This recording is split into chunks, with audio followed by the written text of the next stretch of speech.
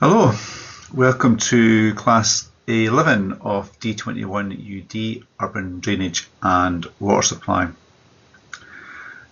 With great sadness, I have to say this is the last of the classes which make up the course. So I'm sure you feel just as emotional about that as I do. So this class is about culverts and the role they play in urban drainage generally. Obviously some of this relates to, as the picture on the right there suggests, about moving of water along swales, etc. But the culverts do range quite considerably in scale and application, so this class touches on some of that as well. So they're quite interesting devices because they're in a lot of parts of the world they're quite commonplace.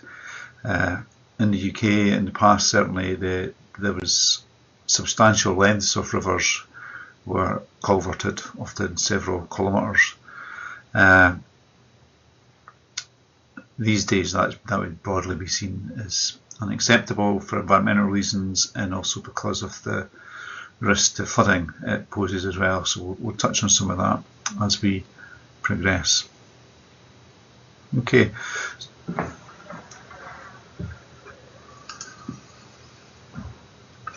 So what is a culvert? So culverts provide a means of allowing infrastructure, generally highway, railway or a waterway, to cross a watercourse. But in some instances it could be a development is to span a watercourse. So if you live in Edinburgh, a really good example of where that happened is the Cavern Toll shopping centre. It's because underneath the shopping centre runs the Braid Burn. If you go to the southwest of the car park, you can see where there's dual inlets to the culvert. There used to just be a single inlet to that culvert, but not long after the shopping centre opened, the culvert became blocked by a piece of debris in the river, a large wooden reel, I guess you would call it, that was used to store electrical cables, and it was pretty much the same size as a culvert opening, and it managed to get far enough inside it for it to be quite difficult to extract it. So the culvert blocked, the flows went across the car park and into the shopping centre. I think the shopping centre is flooded more than once actually. So it's a good example of where a whole river's been culverted below development and where the consequence of that has not been good. Okay. But these days, in certainly in the UK context, you would only culvert watercourses where it's absolutely unavoidable. And normally it would just be for, as it says there, roads or railways to cross a waterway.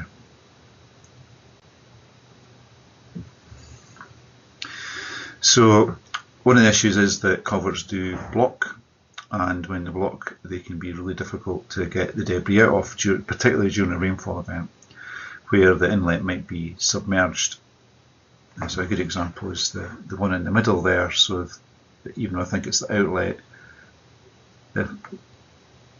let's go for the one on the left. Let's not complicate things. So if the culvert there was blocked, so the culvert you can see behind the screen was blocked, water level might get up as high as there. So it then becomes quite difficult to get that blockage out.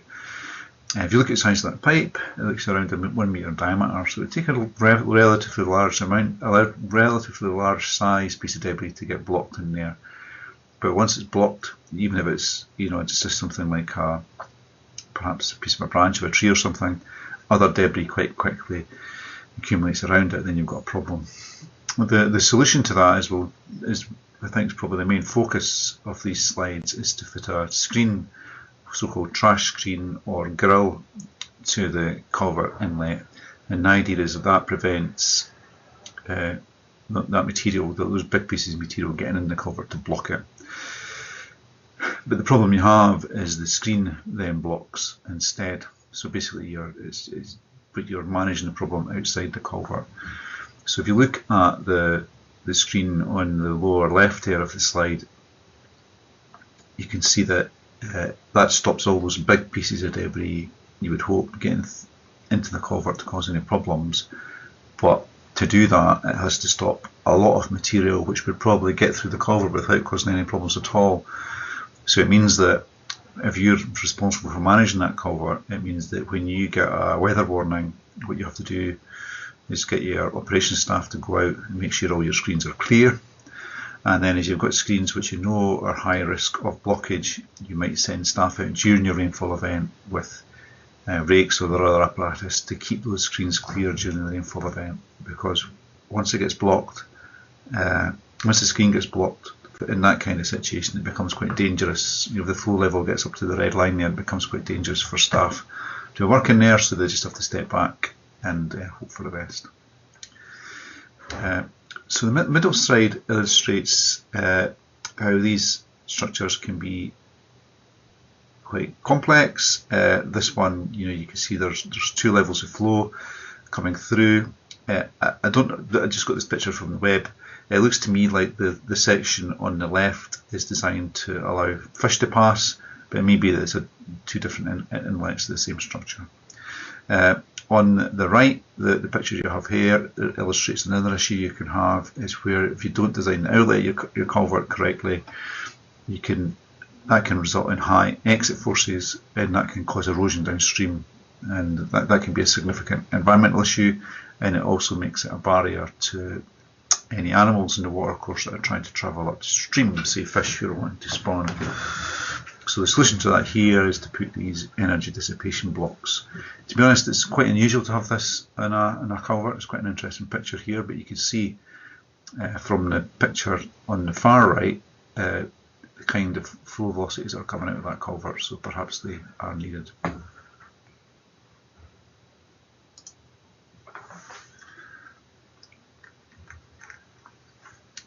So the issue, as I said, is once you put your, well, with or without your screen on your culvert, you've got to think about debris. So you can see there's 3 different screens here. So let's talk through them. You can see the one on the left that's it's accumulated, as well as natural debris. There's some just general litter, which is causing a problem there. On the middle, you can see you've got quite a large screen, which is designed to, must be from a woody catchment, perhaps a forest upstream. And so after a significant rainfall event, you would expect there to be quite a lot of woody debris on that screen. One of the challenges here is that in terms of woodland management, so if you own a woodland, you have to manage it.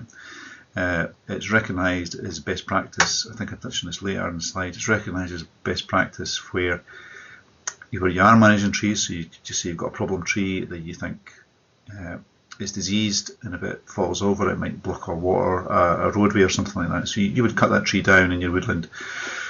In the past, perhaps as a woodland manager, you would have taken that tree away and disposed of it in some way. But these days it's recognised as best practice to leave that on the forest floor, so that it slowly decays and all sorts of beasties come along and eat the decaying wood, and then birds come along and eat those beasties, and bigger birds come along and eat those birds, and that's about the ecosystem. It's about the natural order of things. But the problem is where the tree has been managed within the river corridor, there's a risk that debris can make its way into the river, either in rainfall, or perhaps kids play in the woodland, and then it makes its way down and it can cause a blockage. Touch on that again later. And on the right here you have a stream in an urban area. This is Glasgow. If you're an online student watching this from outside the UK, Glasgow is a city which is quite close to Edinburgh, about an hour's drive away, but it's nowhere near as good and doesn't have a castle. But what they do have is this river here, where what you can see here is local people who have items of household waste and other matter which they no longer have a use for, they just dump it and it makes its way into the river, and that kind of material can also cause a blockage. The screen you see on the culvert here is almost interesting. So you can see the culvert, let's outline it. So the screen you see on the culvert there is what is called a security screen. That's actually on the outlet of a culvert. And that screen is to stop children from entering the culvert. So that's different from a screen that's designed to stop debris from entering the culvert. So you wouldn't normally obviously have a debris screen on the outlet of a culvert, you have an inlet. But the problem is that screen, particularly at the outlet, will become blocked and then it's difficult to manage. So that poses a particular risk. But then the alternative is letting children enter the culvert, which isn't a good thing either, particularly if it's a particularly long one.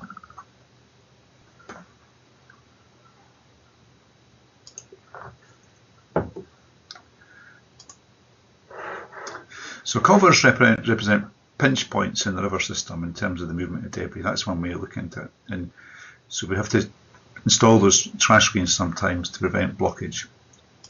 But these are a flood hazard in themselves and if not cleared or maintained, an appropriate inspection interval.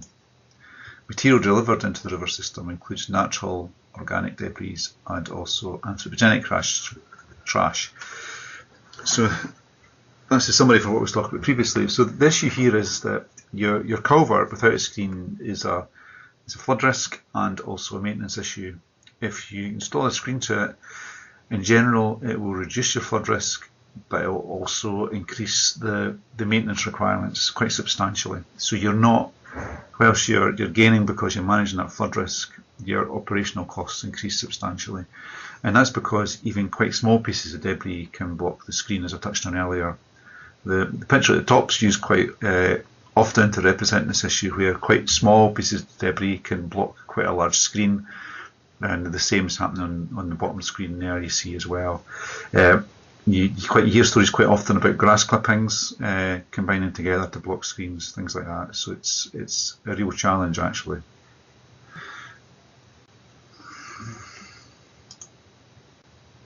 So this is an example. So this is the Camlachie Burn in Glasgow. Remember that place I told you about? So much of this river is culverted. So let's say so the river's here, and it goes like that. That section there is actually the picture you've seen in the previous two slides with the shopping trolleys and the mattress. So when you look at this river here, you can see that it's next to school and it's next to a residential area, and looks like some green space here. So you can see that there's, when we remember back to the SUDS classes, there's a chance that this river can offer amenity and biodiversity. And there's been a big move in the UK to do what's called deculverting. So the lengths of river, which are highlighted there, so here and there's been a big move in the UK to deculvert, so to open up there and let the river breathe again, if you like. And so it becomes much more of a natural resource again. And there's many case studies about deculverting, and I think some of them can be been really successful in offering real amenity and biodiversity back into urban areas again. So we should be really positive about that. But let's look at this river and let's look at some of the issues here in terms of trash. Remember, this is an urban area. So there's the overlay, see green space, the school, etc., as I showed you previously. I'm now regretting scribbling all over that map. So this is a screen at the downstream end of that, and you can see that what it's managed to collect is a sofa chair, which is obviously a piece of man-made waste that someone's no longer got a use for. If we look up the wider watercourse, you can see there's a football table. I think one TV, and there's a second TV, and also a shopping trolley. Shopping trolleys seem to always make their way into rivers. At one point I did think they were amphibians, because many amphibians spend most of their time on land, but then return to water to mate, because there does seem to be a lot of them end up in rivers. Yeah, so you could see that because this is a dumping ground, there's just material here all the time, this, as well as being an absolute eyesore and it's just looking horrible and generally just not good, it also causes a blockage risk. And that's the picture I showed previously. Interestingly, if you look closely at the security screen and also to the trolley, actually, it's doing a quite good job of being a screen in its own right. I can remember taking this picture, and what you see there, those rags that are hanging there, they indicated to me that there's a CSO somewhere discharging into that culvert. And if you think back to ragging, etc., back in the classes where we talked about combined systems and CSOs, I mean, this is a good example of where a CSO is discharging into a river. And so after we took those pictures, we made a bit of a fuss with Glasgow City Council, and they come along and they cleaned it up. But yeah. And we actually asked the council why they thought people dumped this waste here, and they said because they picked it up. So the rivers, that area is there, people dump their waste there, the council picks it up. So it's quite a difficult situation to manage. There was work done by a research institute, must be over 10 years ago now, called the Jill Dando Institute, and people from the UK might remember who Jill Dando was. She was a TV presenter who was murdered. This research institute was set up after her death, and I think, if I remember rightly, researches issues around sort of crime and antisocial behaviour, I believe. And back then they did a report specifically on fly tipping, which is this phenomenon where people just dump waste in urban areas illegally. And what they found was that it was linked to social deprivation. So quite often people living in deprived areas, low-income households, etc., they're overcrowded, so they don't have space to store unwanted items in the short term. So often these items end up in their garden, so kids then play with them in the street, and then they end up just causing all sorts of problems, not just river blockages. Another issue is they often don't have a car to be able to take these items to the local dump. Often councils these days expect a charge to be paid for uplifting things like sofas and mattresses and things like that. And yeah, so people in deprived areas don't do these things because they're bad people. It's just because there's all these external factors that make life quite difficult for them. I'm not excusing it, of course, but it's not a straightforward situation to deal with. And in fact, the Jill Dando Institute looked at how what we call in the UK civic amenity sites. These are often now they're called recycling centres as well. So basically, what used to be called dump. And how they are managed, and what they found is often opening hours of these things aren't great, so people take items along to the dump responsibly. They get there and it's closed, so they just dump it on the street outside, which again I'm not defending. And what they also found is, particularly in cities or urban areas where you had two neighbouring local authorities, and the way it worked out is your nearest dump was actually not in your local authority but in the neighbouring one. And they found examples where people had taken the waste to that neighbouring local authority and it's dumped, and that local authority refused to accept it because they weren't a local resident, even though that was their nearest dump. And again, the Jill Dando Institute, I think, if I recall correctly, they said that was behind some of the local tipping as well. So it's a complex issue, but in urban areas, this kind of waste is a big issue in terms of managing flood risk at culverts generally and at trash screens.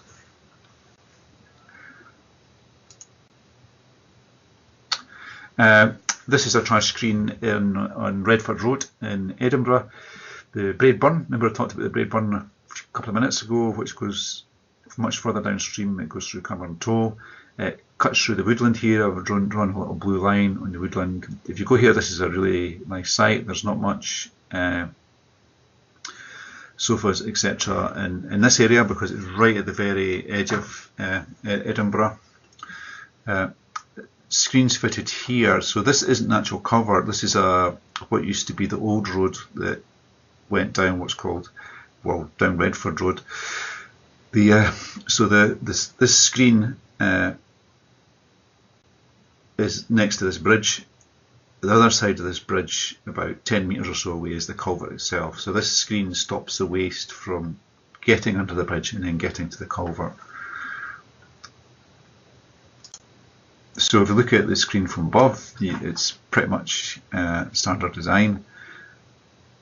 And then if you look at what happened just in the course of one rainfall event, you see that there's quite a lot of wooded debris. There is some natural litter that would have come from the woodland, because this is quite a nice area of Edinburgh. You can see the local kids are drinking bottles of Chardonnay rather than bottles of beer or cans of beer.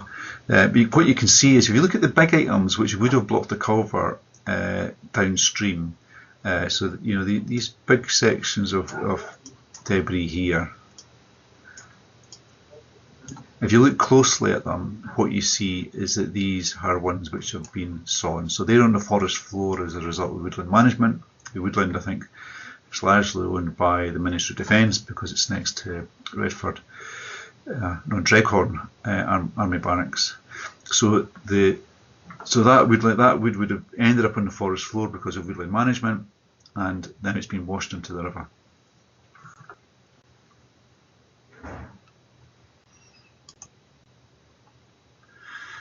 So this slide is from work we did in Belfast, and in Belfast the council there, I think it was a Rivers Agency who were responsible for clearing the screens. They took a note of the range and diversity of things which they collected from screens. So lots of small vegetation. So you can see there's sticks, leaves, and weeds. Large vegetation, so the logs, trees, and bushes. Domestic refuse.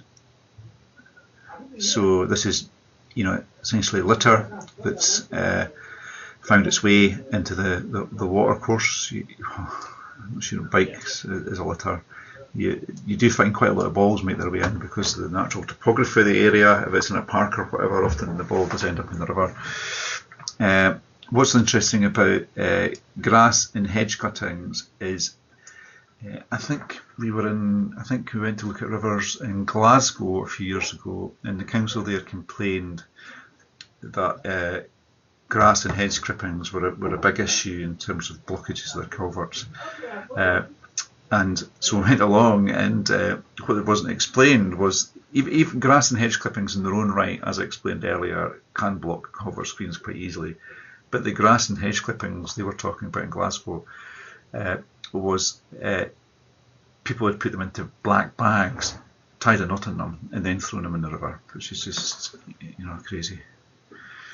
And let's look what else we've got.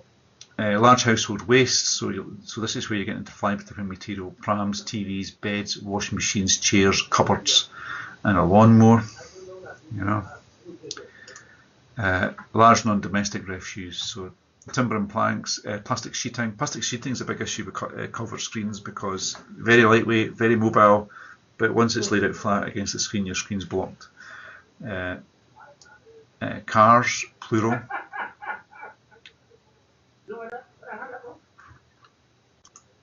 And miscellaneous, a sheep and a dog. Now, we were never sure if the sheep and the dog from the sheep were somehow like the end of some epic movie, were locked in Mortal Kombat together when a flood came along, or if these poor animals were found separately on the screen, but I'll leave that to your imagination. So off the back of that work, we did quite a lot of work looking at screens across Belfast and looking at how likely they were to block. And I'll put this paper on Vision actually. I won't go into the detail of the statistics, but what it showed was that some screens were much more likely to block than others. So the green there is, so there's a range of screens here on the bar charts. A large green column means that it's not blocked ever. So the one on the far left, Winnie Stream, you can see that it's 99% of the time or so when they went to that site it wasn't blocked. Whereas when they go to Newton Arts Canal, 70% of the time when they go there, there's material blocked on the screen. So there's a big variation. So what is that due to? It's significant. Well, significant factors, obviously, the contributing catchment of the screen, the size of it is an issue. So the bigger catchments equal more material coming in. Also the type of catchment. So I think if I remember right, if the catchment's largely agriculture upstream, the risk is pretty low. But if it's largely urban upstream, the risk is pretty high. So obviously that's a bit of a generalisation, but those are the kind of things which are driving the production of debris to the site. Also, to a certain extent, the design of the culvert itself. I think there's also been work done looking at the impact of the shape and the geometry of the watercourse. So I think if you speak to engineers about managing debris in rivers, they often have rules of thumb about, if there's a significant bend upstream, then that kinds reduce the risk a bit, because that takes some of the debris out of the equation, certainly for a while. It may well get remobilised in a later event.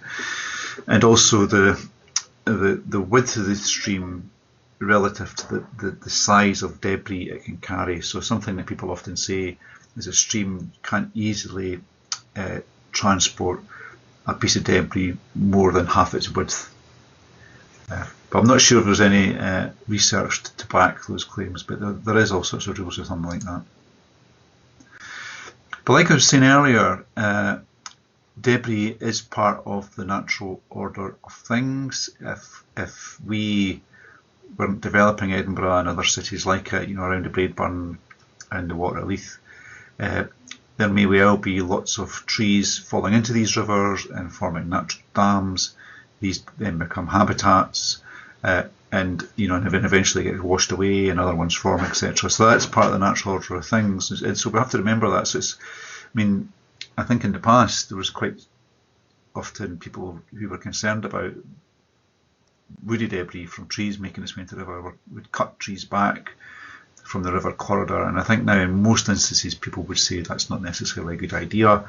In fact, if you look at natural flood risk management, a lot of that is about bringing more wood into the catchment and into the riparian zone, the sort of river corridor. So yeah, so wood is very much part of the natural order of things within limits, obviously.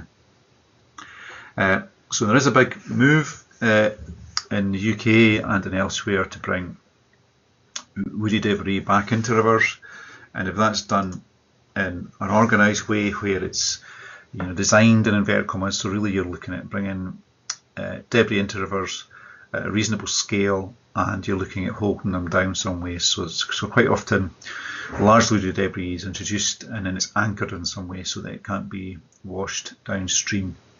Has to be said, I think probably around 10 years ago there was a big move to do this in North America, where they have some quite large rivers in quite rural areas, and I think naively people in the UK jump on that bandwagon and thought it could apply to all rivers, so there was lots of enthusiasm. But I think since then there's been lots of schemes where wood has been introduced in quite a measured way and used actually to help attenuate flows, because if you've got, I think people tend to refer to them as leaky dams, so you've got some sort of wooden obstacle in your river upstream. If you allow that to hold back the flow a bit, that actually attenuates the flow just like a such pond does, and that helps reduce your flood risk and also provides the habitat, etc. So I think now it's in a much more measured way. I think they're quite powerful devices.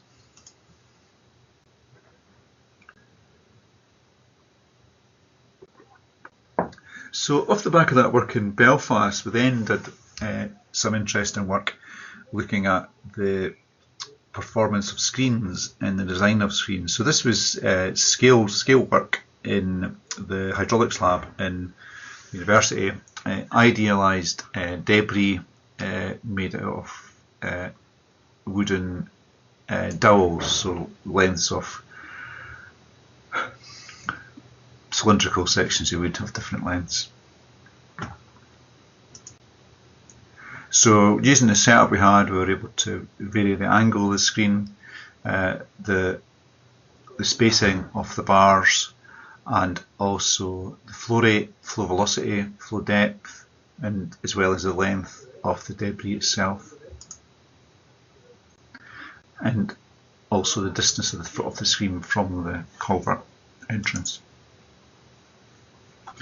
So what we found, and this should not be a surprise, is what this graph here shows is the longer the piece of debris, the more likely it is to block. So the x-axis here is the debris length to bar spacing. So a number 1 on that axis means that the length of the piece of debris is exactly the same as the bar spacing.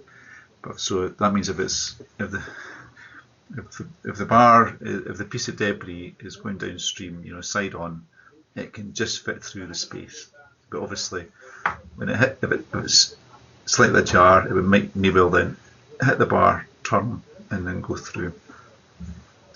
So what you find is that the longer the piece of debris relative to the bar spacing, the more likely it is to block. So you get to the point where if it's 10 times the bar spacing, there's 75% chance it's going to block on the screen.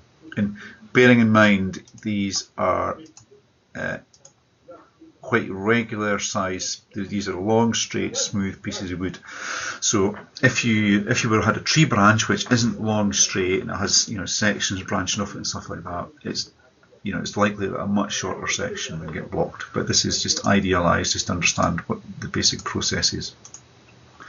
We looked at different flow rates. It showed that at the lower flow rates, debris of the same size was more likely to block than at higher flow rates. And the thing why this was because at lower flow rates, the debris tended to drift downstream, just doing its own thing. Whereas at higher flow rates, it tended to align itself with the flow direction and go down there just to reduce the resistance. We looked at the angle of the screen. Now the angle, so we looked at the angle of the screen, and what we found was that at lower angles it was was more likely to block than at higher angles.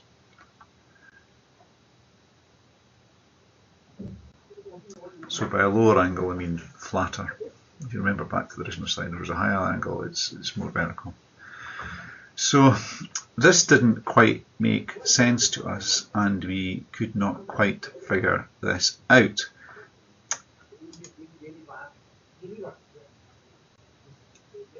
But what we found was that it wasn't actually the angle of the screen which was influencing things. So if you remember, is it easier to go back to, it's probably easier to, I was going to do an awful drawing there.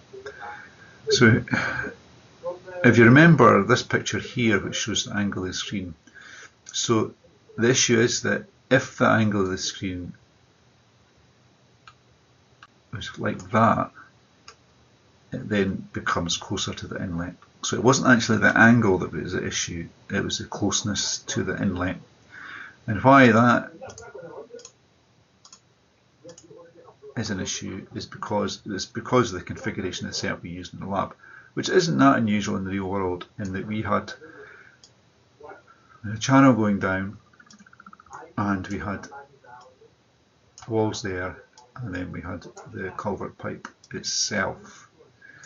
So what happens is, I'm going to change my colour pen here just to make it more interesting for you. So let's do blue for water. So a flow particle at the edge here comes down, and as it contracts, it would go like that, and likewise on this side, like that. So you kind of streamlines, you call them.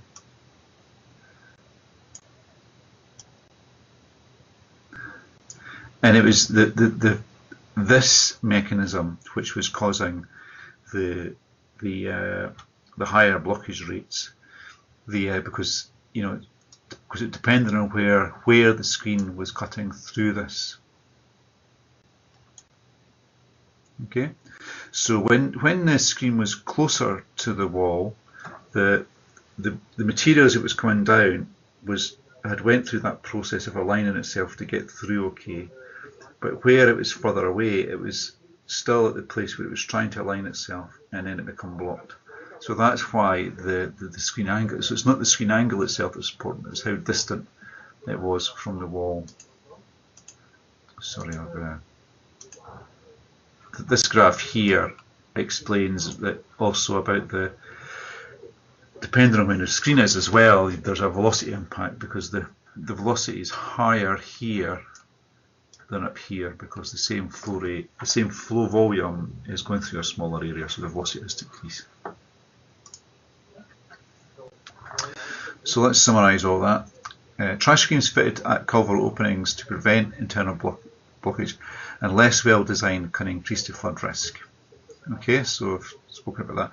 And even if they are well designed, I think they increase the flood risk. Potential blockage of debris at trash screen increases as the ratio of debris lengths to var spaces goes up. Potential blockage is greater at lower flow rates, because remember that issue with the material turning. And the volume and type of material will depend on the nature of the catchment and how it's managed. So how do we respond to these things? So the next few slides are taken from what's best practice in the UK. So there's a culvert design manual by Syria, which is just in the process of being updated, and some of the work from the previous slides should be part of that.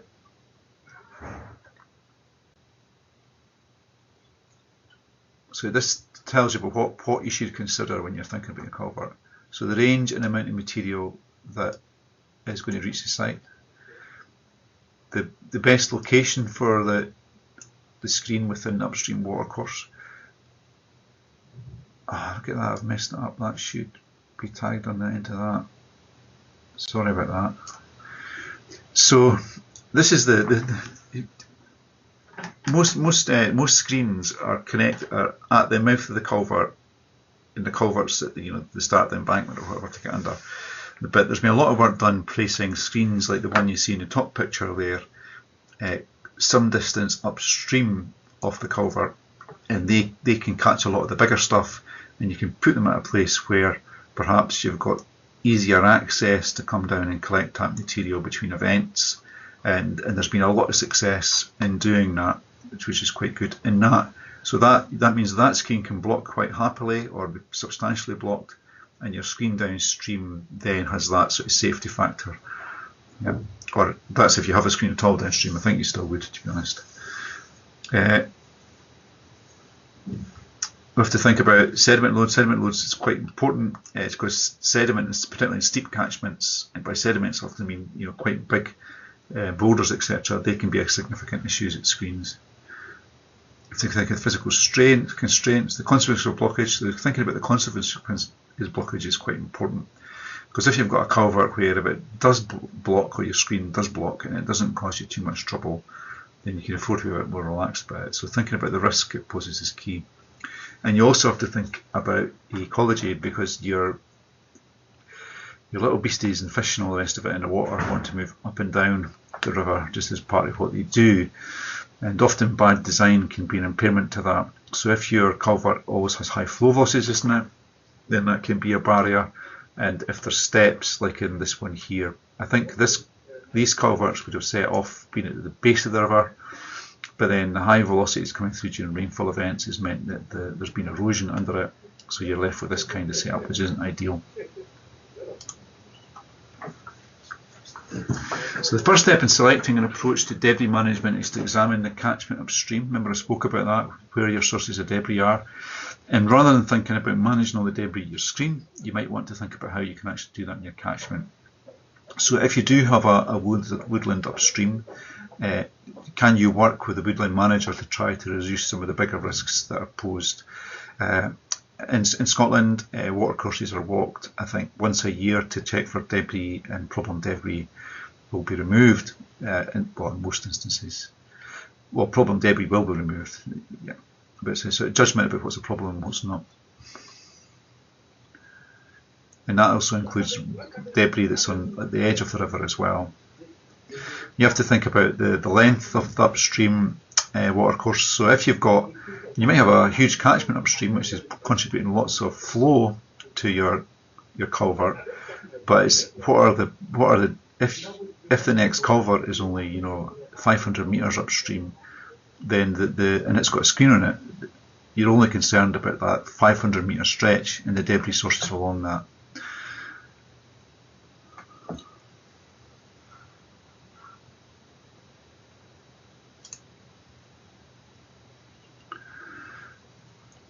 In the case of a new culvert, the designer should avoid the need for a new screen by designing the culvert to eliminate hazards. So this is about not having, pokey little openings like this, but if you can, going for something a bit more substantial, which allows debris through much easier. No steps, etc. Manholes could come in an issue because if you have a manhole in your culvert, if it's a long one, you wouldn't have one like in the picture.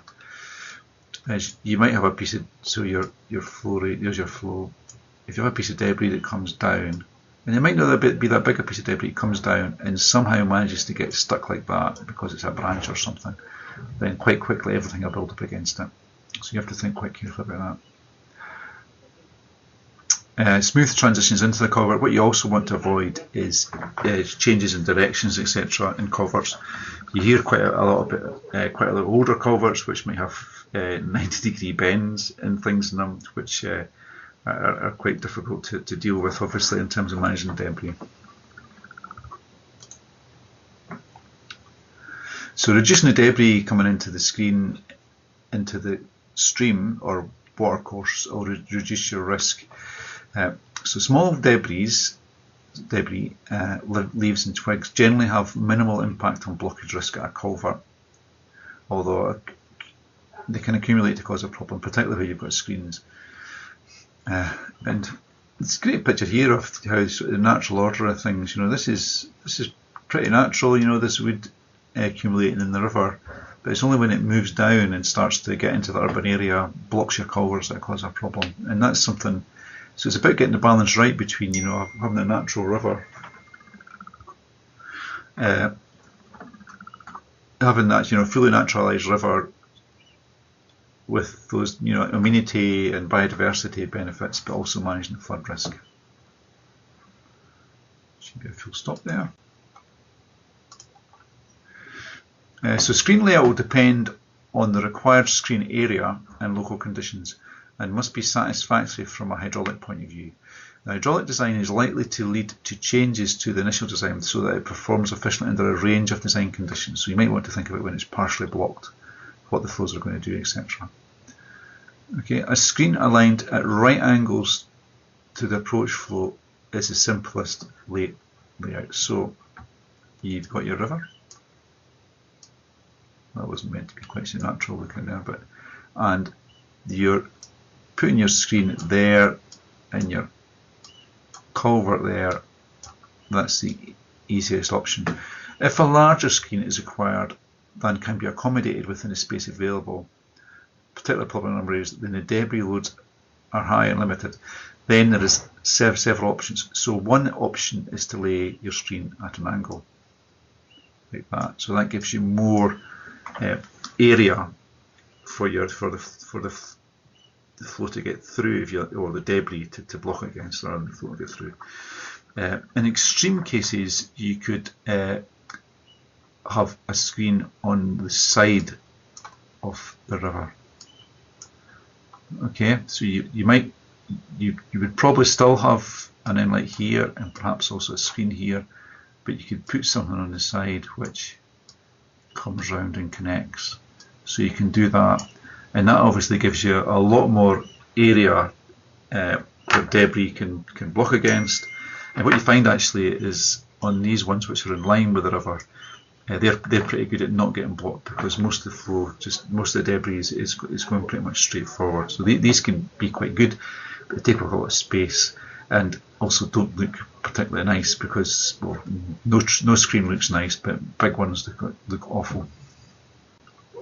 It's not unusual actually to have this kind of screen. I've got a picture of one, I should have used it. This kind of screen on the side of the river as an overflow. So you've got your main screen, you're worried about it getting blocked, so you might then have, maybe not as big as that, but one that's at the side, which is, often smaller than the main screen, but it gives you some overflow capacity. So it's on the side a little bit further up. Your main one blocks, and then the flow would go through that side one. There's one like that in Edinburgh at Ellens Glen Loan. If you're in Edinburgh and you've got nothing to do, you have to go and have a look at it. So we know that bar spacing influences the likelihood of blockage. As I was saying earlier, wide spacing means there's less likely for material to get caught on it, but you want to balance that between that and protecting the culvert. So you've got two. Here's an example here. We've got two screens. Remember I talked about this before. You could have a screen upstream, which is designed to catch the larger material, and that protects if it's a higher risk site, and that protects what's happening downstream as well. This screen upstream, you probably wouldn't want to have a screen like that on the entrance to a culvert in some locations because it looks like it's big enough for children to get through. And in a lot of locations that's a serious consideration, particularly if it's a long culvert.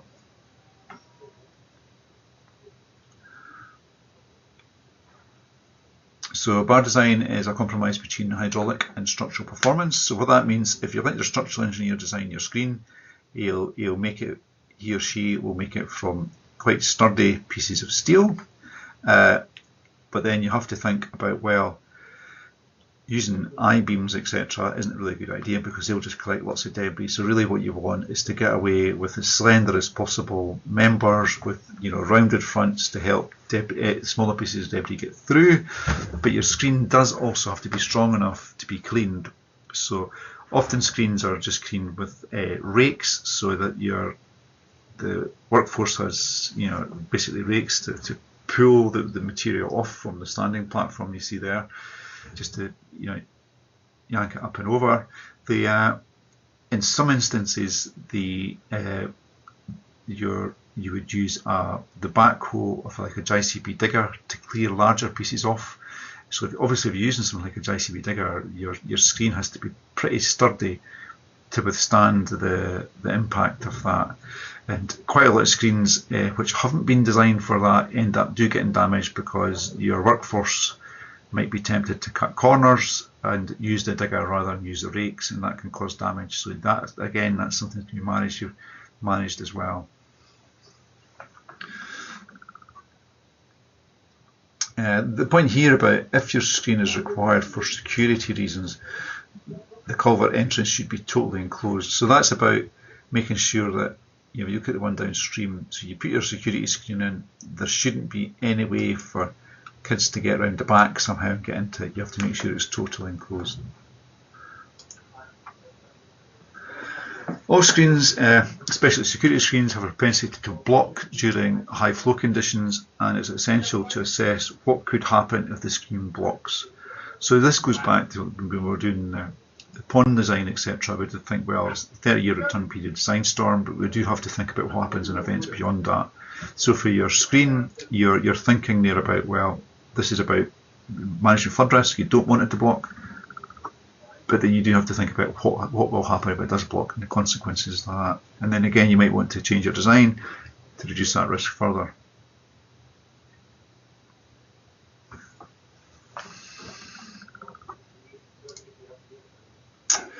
So this is the kind of screen that has become much more common. So this is similar to the one in the picture actually. So you've got your basically a basic screen would just be your culvert would be here. So you've got this section here that can block. But this one's designed so that when that becomes blocked, the flow backs up, it goes over, then it can go through the platform. Then if it goes further, it starts to block this screen. Then it can go through the platform. Then if it rises further still, it can go through that screen. So this kind of design gives you a much bigger area of screen which can be blocked. Okay, rather than just having the size of the culvert, it gives you a much bigger area, which again has to be managed, of course.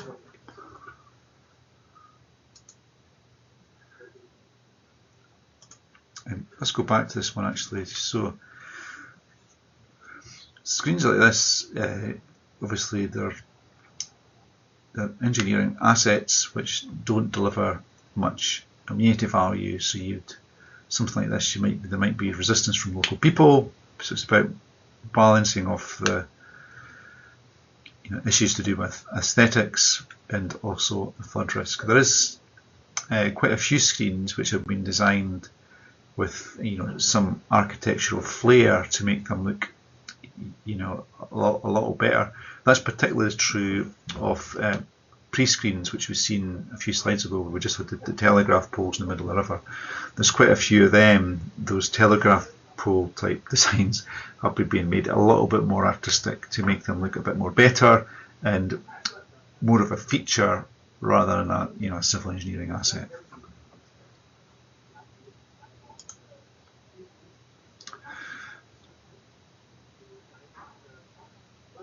So to ensure a screen is efficient from a hydraulic point of view, the following issues should be considered.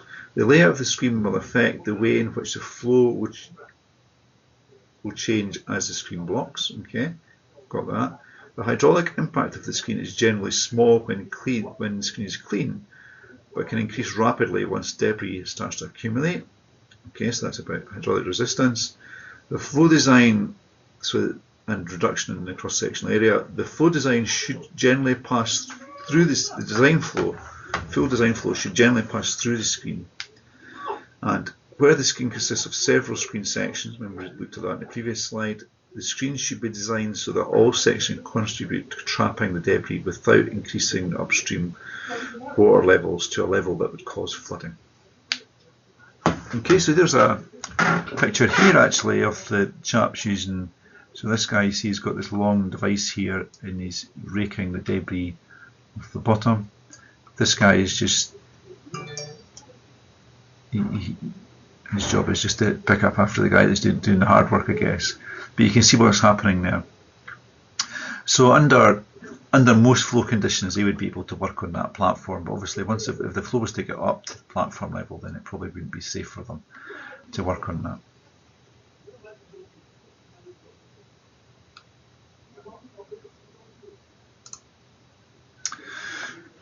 So screens tend to block with debris, which may be man-made. Vegetation have covered that. So regular cleaning is needed. So normally, but as I alluded earlier, you'd have an inspection routine for your screens during dry weather flow. So you might say that whether it rains or not, you expect your workforce to go out and check your screens, once a week or once a fortnight or whatever it is, whatever you think is best to manage that risk.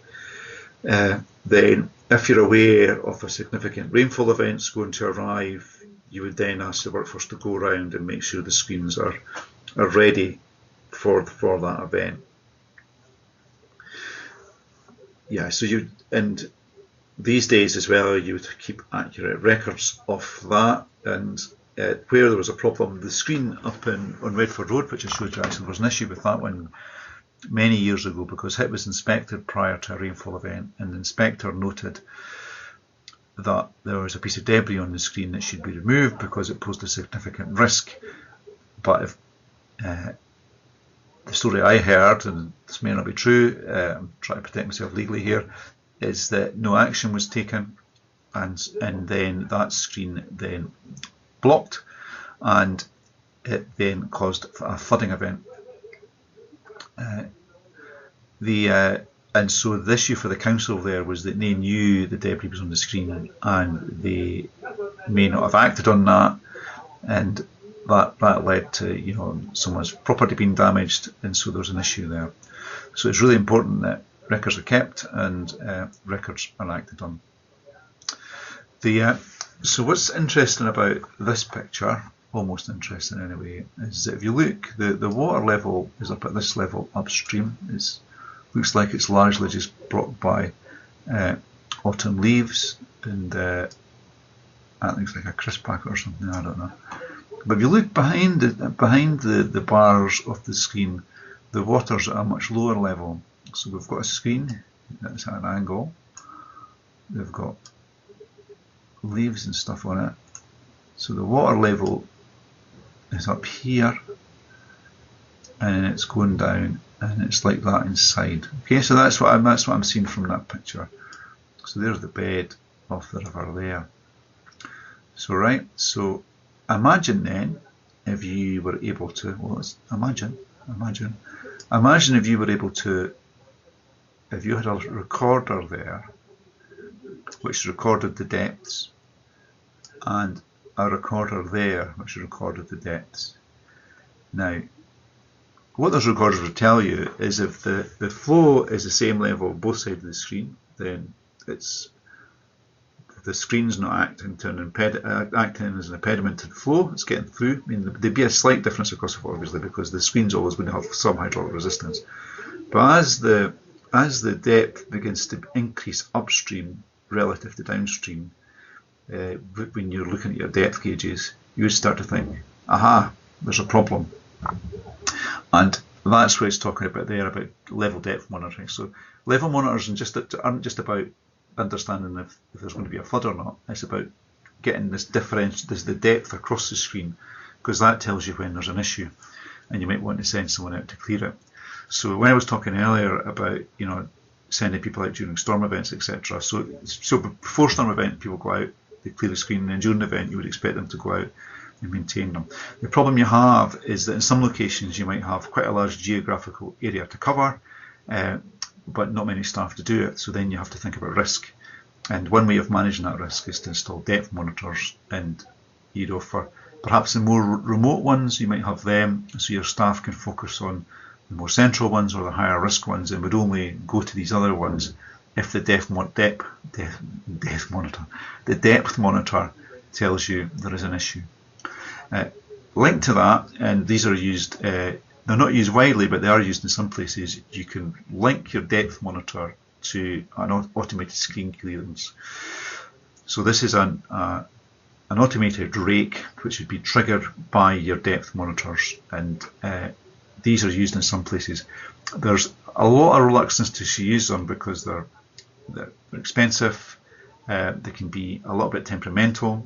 There's also health and safety issues, because if you've got kids playing at this thing and it switches itself on, it could get, you know, quite messy. So there is all sorts of concerns about them, but in some locations they do work. I think Perth and Kinross Council in Scotland uses them.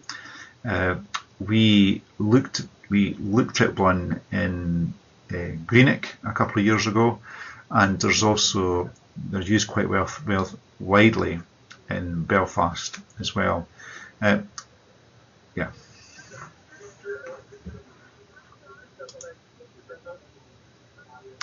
And the other thing you can do to help managing the risk, as well as having depth monitors, is you can also have CCTV. So there's a couple of instances on the left here, top and bottom, where there's CCTV installed at a screen, and that can be used by whoever manages it to monitor it. The top one's a picture from a news story, and if you follow the link on the tiny URL there, that'll take to that news story, and you'll hear about the benefits that people believe that having a camera is going to bring to a local community. Now, one of the issues with these is these were installed quite widely by the Environment Agency after I think it was after the Boscastle flood in Cornwall, where debris was a significant issue. Even though that event was really an unusual event, there was a review of what happened, and it was recognised that CCTV was part of the solution.